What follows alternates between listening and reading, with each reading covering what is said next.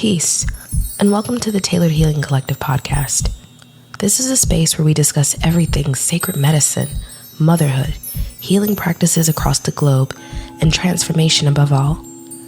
It is my hope you take each story shared here and find empowerment in your own life, for it is here that we educate the mind to liberate the soul.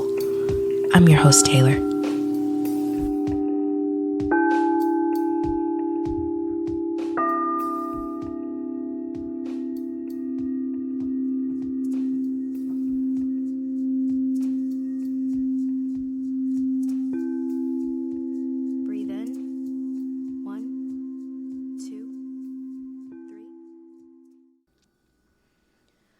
Welcome to another enlightening episode of the Tailored Healing Collective podcast. Today, we will embark on a journey through history, unveiling the enigmatic Knights Templar and the influential Jesuit order. Additionally, we'll explore America's monopoly and discuss the critical topic of empowering women to build wealth for themselves and the future of generations to come. So I thought that today would be an excellent day to talk about the history of the world's finances. And I think that's really important because we are living in a time right now where a lot of people seem to struggle with money. Not just money in itself, but the idea of wealth, what it is, where it comes from, how can we get more of it, how can we keep it, and in all the studies I've done over the years, I have seen that it is extremely important to understand the background of something before you even try to dive into what it actually is, or you won't be able to grasp the full meaning of it. And so when I started digging into esotericism a lot, one of the first things that I found out about was the Knights Templar. So you may be asking yourself, what is the Knights Templar? Well, to give you I guess a short little cheat sheet, the Knights Templar was an organization whose foundation essentially made what is today America's banking system, if you will. So let's talk about it a little bit. The origins of the Knights Templar was a large organization of devout Christians. During the medieval era, they were protecting European travelers visiting sites in the Holy Land while carrying out military operations. They were the earliest form of banking and transporting goods. So I found this really interesting because we always wonder, when did the trade of paper money for goods start? And I always take it back to, when we were using coins like silver, gold, and all these things, and wonder how we got to where we are. But there's always like this transition from money to different places. And you wonder, well, why in the world did we decide that it was a smart thing to do to start exchanging goods for other goods? It wasn't even, it didn't feel like a bartering system anymore, because eventually one thing got more worth than the other, and so we were kind of left in the dark. So the Knights Templar enabled trade for sovereigns, foreign merchants, and pilgrims. Now, the word pilgrim is really interesting. I have been obsessing about looking into the etymology of words, the root word, the base definition, and what it actually means. So when I looked it up, it said a pilgrim was a person traveling to a holy place. Now, the trading that was going on was between the Christians and the Muslims. And we have to think about the origin about a lot of these religions, where they were starting out, what was their background, who were they serving. And I found it really interesting, too, that they were essentially preaching the gospel. And again, let's pay attention to words. The gospel is God's spell. So preaching about the order of Jesus, if you will, is funny enough in itself, because who was Jesus but the son of Mary? Mary the Virgin. Virgin also does not mean woman who did not have intercourse. It means unmarried woman. So, in fact, I probably looked very shocked when I found out that the Knights Templar was serving the mother, the Virgin Mary, as you see very often in the Catholic Church. So here they are protecting their goods and valuables and forming this protective order of men to not only take a sworn oath, but to also choose not to fraternize, can't talk today, fraternize with women and hold this almost monk-like order. But they're all, sharing a similar idea. It's like a boys' club, It reminds me of the He-Man Woman Haters Club and the Little Rascals. It's actually funny thinking about it right now. And now they all made a pact not to interact with the women, and then you had alfalfa, but I'm not going to get off track with that today. So they're protecting their goods, and they're forming these organizations saying, okay, we're all going to form together. We're going to go around preaching this gospel about Jesus or whatever it is that we believe in. And in our order, every other order that's in this area, when we go there, we can hold our valuable goods here. And we don't have to travel with them. So let's say I need to get some money out while I'm traveling, or I need something to exchange funds with. I can go to another Knights Templar and get this. These societies are forming to protect their own assets and goods within, these organizations that they have. So these organizations are also acting as banks. Banks are like, the checking accounts, the places where you can get credit extended to you. As long as you're a part of this society, you can do that. And so I found that so interesting, because when we think about financial institutions in the United States, it's the exact same idea. We always wonder, okay, how are we being extended credit? And it goes so deep, guys. When you find out that the credit that's actually being extended to you is your credit, it's a whole nother story. I'm not going to dig too much into sovereignty today, because that's a whole nother topic, going into the history of the United States and birth certificates and all that. It's not hidden news. It's just news that is not there for the general public to speak about all day. Most people are not aware of a lot of this. But I do want you to focus on the whole thing with the banks. These organizations that these men essentially agreed to set up to protect each other and protect their valuable assets, and say, oh, you can get from me, you can get this from me, and we'll protect each other as long as you promise not to fraternize with women and promise to spread this gospel truth. Funny, huh? My biggest question is, where were all the women when this was going on? I actually did read that there was one woman who was the only known woman in the Jesuit order. I cannot remember her name at the moment. That's really bad. I should have included that. But other than that, I could not find any history on women being a part of this. And I'm sorry, the Knights Templar said the Jesuit order. Now, the Jesuit order is kind of similar to me. From all the history that I've read, it just sounds like a boys' club who is preaching the truth of Jesus Christ. And usually on this podcast, I do not try to bring religion into this at all, but the religion is the basis of the world's financial systems, because if they're all agreeing to spread a certain truth that is essentially protecting them at the end of the day and creating the structure for this boys' club, well, what did you expect? What did you expect? But they're secretly in service to the mother. So when I think about the origins of these groups and what they're creating and what they've done, but in service to the mother, it's like they've known this whole time. These esoteric secrets always go back to the practice of the Sibyls. And the Sibyls were like the oracles back then. I know it's a long history for me to try to wrap your head around if you're new to this, but the Sibyls were very much like the sirens. And if we think about sirens, we think about water spirits, which makes a perfect connection as to why they use terms like banks. What is a bank but a centralized body of water with liquid running through its channel? Who's liquid? We are the liquid. We are the assets. We are the estate. So this is what it evolved to. Now, they say the Knights Templar got shut down over a long period of time, but rumors, right? They say it's still going on, but I've shown you, just a couple of the similarities where you see it's very similar to the organization of trading in the United States, in the Western world, in other places as well.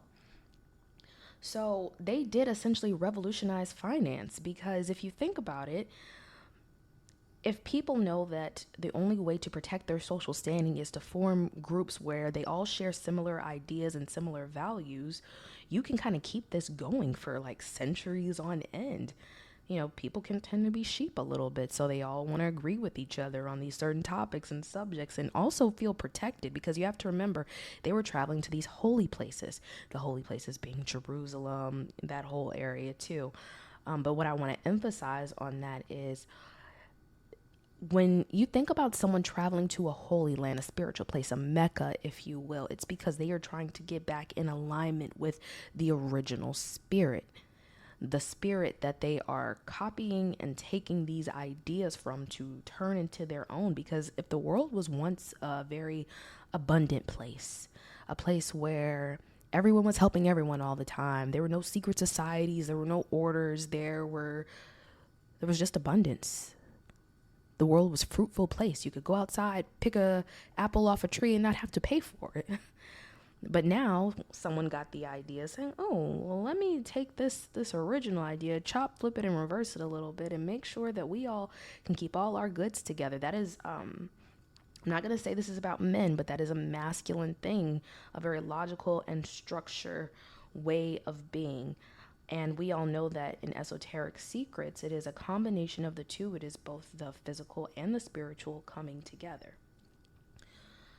So, getting into how this continues to shape finance, especially in the United States, you want to think about who's running the country, essentially, at least on a tangible level, on a physical level.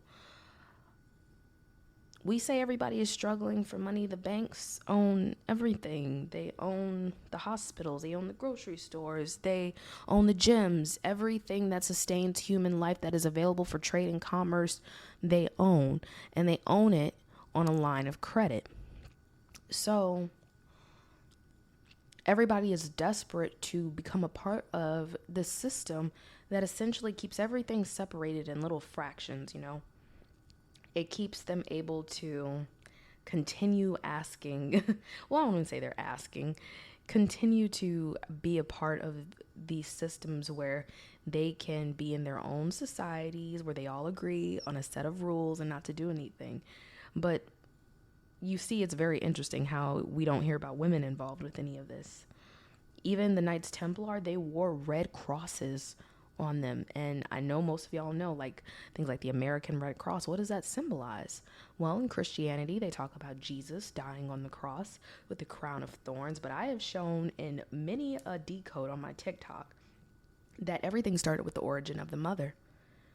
So when you see the son sacrificed on a cross, it's really a replication of the Mother Mary and her halo, which is not a crown of thorns per se, but a crown of roses. Every rose has its thorn. And so you're like, okay, well, how is this connected to money? It's because money is not just money. Money is energy. It is an exchange of what you carry within you, the power of creation. And that essentially comes from the mother. So if you wonder why nobody ever mentioned this and they started sporting red crosses everywhere, it's probably because the masculine at one point for a very long time benefited from only going about the logical aspect of things, which can turn into greed, essentially. That's why you see all the world's billionaires everywhere, not really giving out to the people who truly need it, but containing the wealth within the succession of their families. Now imagine all these people who were part of the Knights Templar. This is just hypothetical too. I have no clue. I'm just speaking from a place of thought. Let's imagine that they had lines of children and lines of family members who all go on to explore the rest of the world as merchants and traders, aka pirates. And they go to other countries and they establish more orders and more orders and more orders, and they start owning all the organizations. You get a monopoly there, right? So one thing I've been exploring this week are the origins of the game Monopoly. Everybody's favorite family fun time game, right? Where you have the banker, everybody has their little token, their person that they're playing, and you explore what it's like to disperse wealth among different properties if you choose to own anything, and see who has the most money in the end. Now, being a fully grown adult who played this game as a child, I sit back and wonder, why were we playing this kind of game? Because this is the game of life, another popular game where you disperse money and see who's going to win in the end.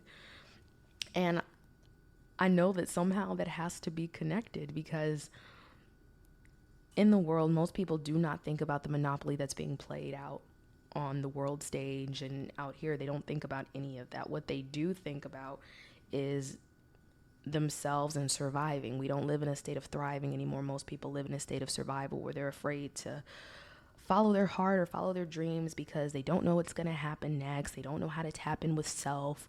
And they give over their most valuable resource, which is their body or their mind, over to a bigger organization that will promise to take care of them, play mommy and daddy, if you will. And it was crazy when I found out that the game of Monopoly, the Uncle Pennybags, the Money Man, was based off of J.P. Morgan. Y'all know Chase Bank? We all know Chase. Interesting name, too. But to know that, I started finding all these connections. Like, he even looks like the Colonel Sanders man. And J.P. Morgan had several enterprises, but one of them being mercantile ships. So, trading on the open waters.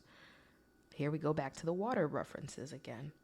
So when you're playing Monopoly, they have like the electric company, the water company, they have major streets in the city. I even, on the album artwork for this week, I used our version of Monopoly that we have here in my house, and it's the New Orleans Opoly. So it shows all the major streets like Bourbon, the French Quarter, the Smoothie King Center. I don't know that anybody ever sits to think about who actually owns these places. Who's running this organization, investing in land and real estate, knowing that it's going to be essentially harvesting centers for people to come and spend their money to be entertained and entrained, so they're not really worried about making or creating lasting wealth for themselves. And again, this is a replication of the mother energy. We're supposed to be living in an abundant universe where everything is there for everybody, but that's not necessarily the case, because we live in a world of both. So I did this show today because I wanted to enlighten people to themselves. It is a weird world out here for sure. And I've been told before, oh, you shouldn't be speaking about these topics. It's taboo. They don't want you to do that. Honestly, I think I live in a world where every day is a choice. You have a choice to living your truth or not living your truth. You have a choice to align yourself with who you know you're supposed to be, and that's a personal thing. Guiding yourself through the knowledge of wealth is also going to lead you through the knowledge of self, because that's why they say wealth is health, health is wealth. How well you're doing in life or you're standing solely depends on how you feel about yourself. And if you've had everything stripped away from you, you probably don't look at yourself as much if you're not guided correctly within the mind. So again, most people don't really stop to consider who owns each and every one of these organizations, how they did it, why the wealth is only contained within these families. But that's not necessarily what I want you all to focus on. I want you to focus on the word abundance and what that really means. To be abundant, to be full of something, to never be without. It's a word that I think some people have trouble understanding and using in their everyday lives, because they're so used to scarcity, being without. But the phrase they say, as within, so without. So whatever you're feeling on the inside, you're supposed to feel on the outside. You're supposed to look or think how you want to feel on the outside. And knowing, this brief history that I've given just on what was going on in other places and how eventually that commerce system made it to America, it makes you think about like Monopoly. Remember the card, how you can pick from community chest? And it's always like up in the air. You might get something, you might not. It kind of reminds me of wealth and trading. So lately, I have been going back down my finance journey, learning more about trading, saving, investing. And it's actually fascinating to me because, again, it's nothing more than a game of understanding the predictability of human behavior. How humans, including myself, I'm calling myself out on this one, have known to be massive consumers. We think about right now. We don't tend to think long term, even though tomorrow was not promised as it is. And because of our lack of foresight, we cannot necessarily build generational wealth in the way we want to. And this goes especially for women. I know that I did grow up in a household where I did always have a lot of things at my disposal that most people do not have early in life. And I also walked away from it. However, now that I have a family of my own and I'm learning to build, I see why, especially for women, this is so important. If you knew that a lot of these places were in service to the mother, why is it that you're not taking your own power back? I've had to ask myself this many times. Why aren't you getting up and learning about wealth? Why aren't you learning about finance? Why are you so comfortable handing over what is already within you to someone else? Because it's nothing but a mimicry of who you are. And when I say that, I mean, when we talk about the feminine and the power of creation and being abundant, we create life. I've created life, literally, not just in physical projects, but in people. And if I'm able to do that, if I'm able to channel that energy within my own body that I naturally create through my own waters, because remember, we utilize these banks, these bodies of water, in order to create more abundance, more and more abundance. Why is it that I think that having wealth is not possible? There's such a deeper history into this that I may go into one day, but remember I said that being a virgin means being an unmarried woman. It does not mean someone who has not had intercourse. I don't know where that phrase got mixed up over time, but that is not what that means at all. And you think about like the Virgin cruise ships. I was sharing this with one of my friends this week. She was telling me that she was thinking about that, like one of the leading communication industries as well as a ship industry is called the Virgin. So they have used the separation of that in order to fund these organizations. They name them. They name a lot of these organizations in the name of the mother, if you haven't realized, like Amazon, for example. Like the Queen Amazon, right? Virgin Mobile, all of these, like, it's really been in our face the entire time. But once you step into the awareness and the knowledge, it allows you to activate, because I know that I do decodes a lot. And what I try to stress, I should say emphasize and not stress, because I have to be careful with my words. What I want to emphasize is that decodes are cool, but if you're not doing anything physically and tangibly with that information, then it really means nothing. We could talk about the hidden secrets of the world all day. The world's history never ends, but it's what do you do with the information once you have it? Do you just sit with it? If we know that knowledge is power, knowledge is nothing more than words and frequency. Frequency is words that have been collected and formed in a spiritual container and then brought into the physical world. When it is applied, then you can look at yourself and say, with all this decoding that I'm doing, all these things I thought were hidden, now that I know, I can find a way to be free again. I don't have to enslave myself anymore. And for me, even saying this out loud, especially on a podcast, it's a little nerve-wracking, gut-punching a little bit, but I know that it's time, because if it wasn't, I wouldn't feel comfortable doing this. You know, I'm thinking 30, 40 years down the line, what is life going to be like for my children? I don't think just in the now. Now, when I am practicing my spiritual practices and I'm learning to be in the moment, I let go of anything that's going to happen in the future. But I also do still at the same time, when I am planning and creating things, I think about what that looks like, because if we know that time doesn't really exist and it's a construct, the separation of this time from that time is no different. So the same way we saw the Knights Templar and the Jesuit orders at the beginning, creating these systems of trade, how much different is it from what we're experiencing right now, except on a larger level that is now moving into the digital space? So empowering women for generations to come, I think, is very, very important, because if we are the creators of life, we obviously want to create a world that our children can live in, ones that they can thrive in, where they get the educational systems that allow them to navigate through this world, to raise their own children, to have them live balanced, healthy lifestyles, to have positive interactions with their future friends and partners. And one thing and one way that I have benefited off of this personally, like I said, is learning about trading and investing. I've gotten so used to short-term things that I never really considered that, hey, if I just put a little money here and there in things that are continually growing, because Americans people everywhere are massive consumers, that will grow over time. And it's free information. You can get on YouTube and watch them. I gained a friend recently over the past few months, and I have gone full blown into learning about how I can start trading and investing, because it's nothing more than exchanging a form of energy for another. That's all. Because at first I got in over my head and I was like, okay, trading, investments. Oh my gosh, I know nothing about it. I hated math in school. And it is, like I said, predictable human behavior.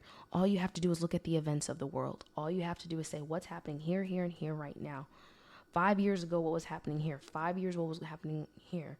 If I put just like maybe a small amount of money whenever I can into this, will it grow over time? Of course it will. We know this, especially as mothers, because when we put the effort and the time into our children, they thrive as they get older because they hold those lessons. They gain interest. You'll see it's no different. They gain interest.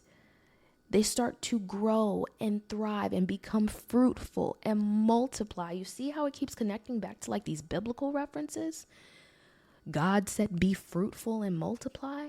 They weren't just talking about kids. Anything that you touch, any creation that you have, becomes something that extends for long periods of time. If only you focus on giving the same amount of care and attention to it as you give to other things.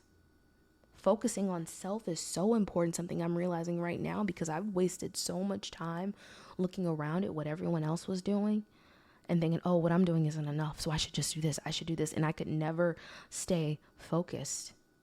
I think a good farmer knows to spread his seed across many pieces of land, many areas, water it, care for it, and eventually watch it grow and thrive.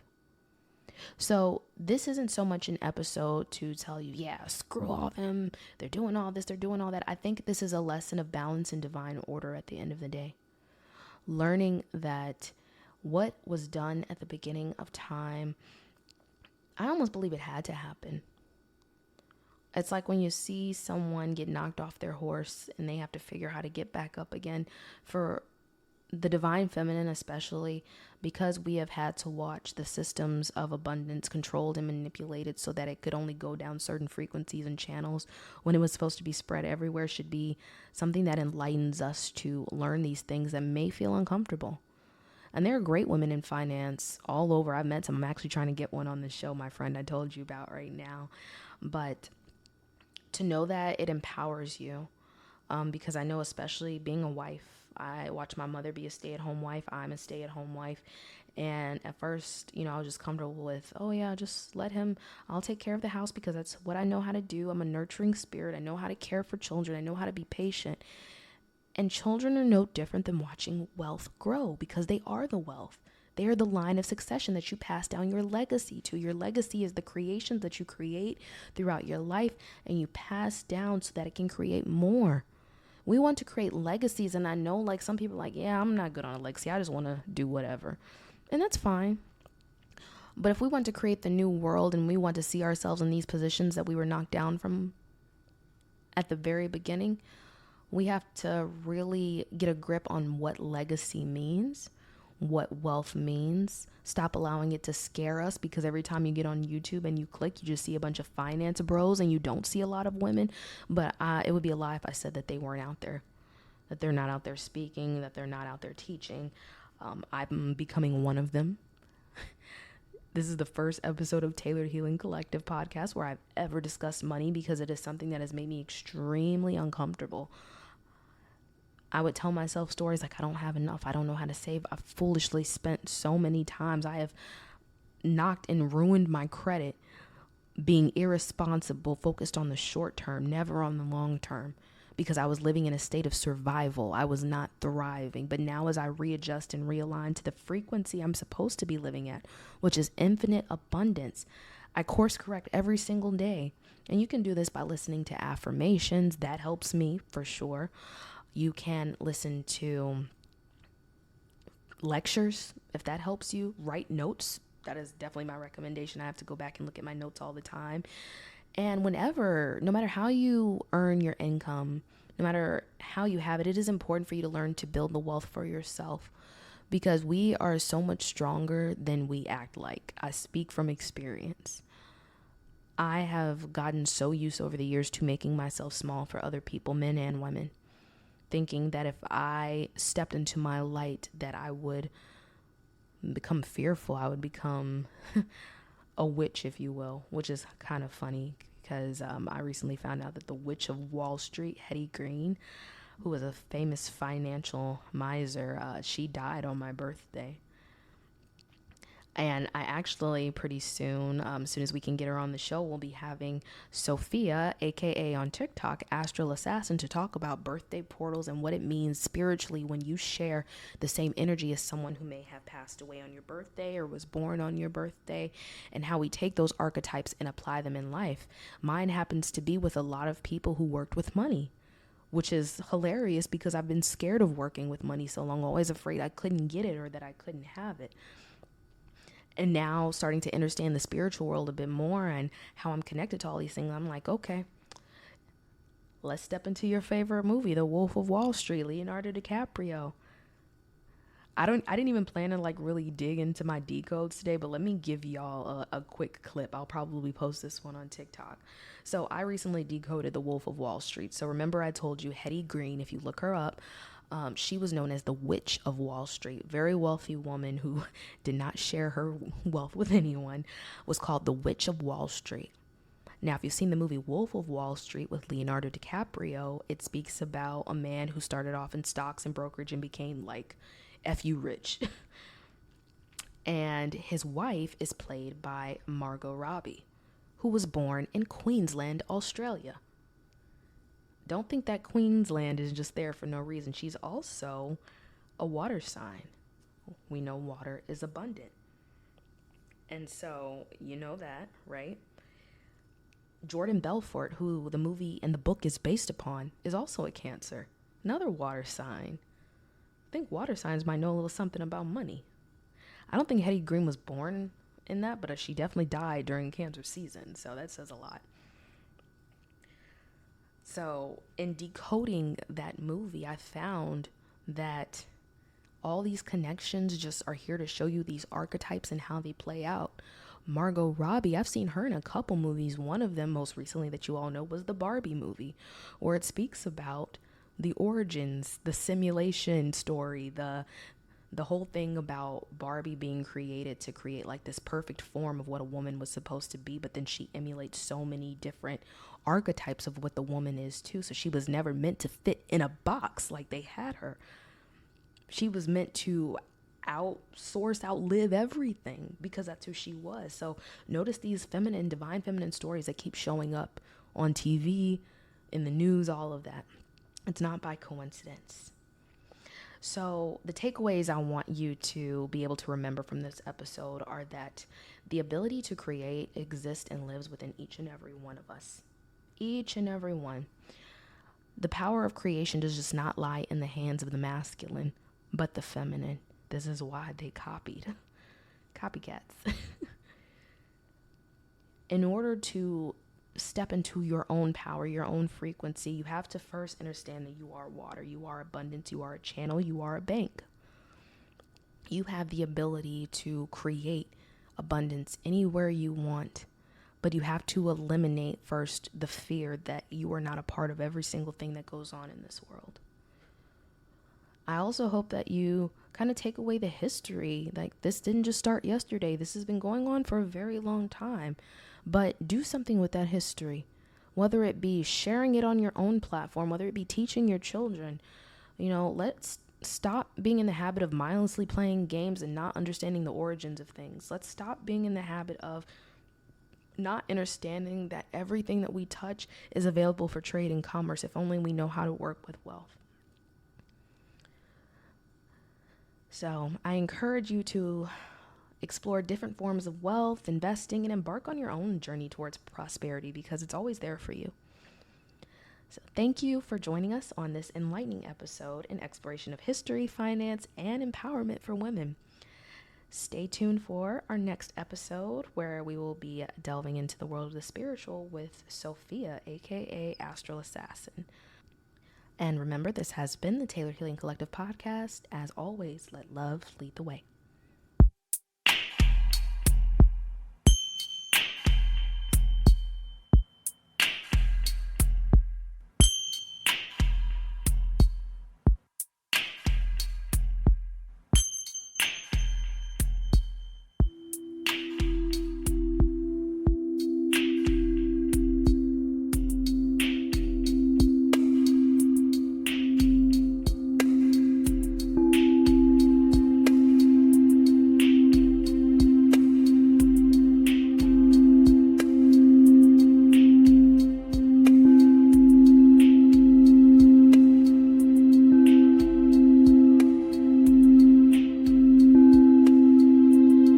From the old, I have a crown of success. I am sure of what is coming, and let the universe do the rest. I don't know how, I don't know when, but I manifest what I want again and again. I don't know how, I don't know when, but I manifest what I want again and again. I don't know how, I don't know when, but I manifest what I want again and again. Time is a dimension that we enter when we choose to align with self that's divine. It first exists inside of our minds. I don't know how, I don't know when, but I manifest what I want again and again. I visualize my desires